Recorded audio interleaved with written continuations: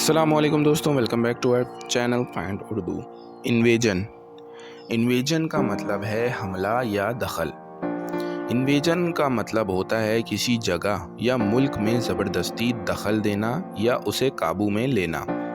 ये लफ्ज़ अक्सर मिलिट्री ऑपरेशंस के लिए यूज़ होता है।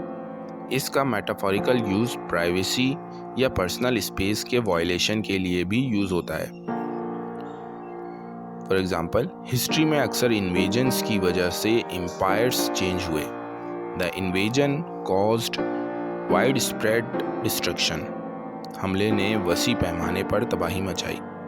तो दोस्तों, इन्वेजन का मतलब है हमला या किसी जगह में ज़बरदस्ती घुसना। उम्मीद है अब आपको इन्वेजन का मतलब समझ में आ गया होगा।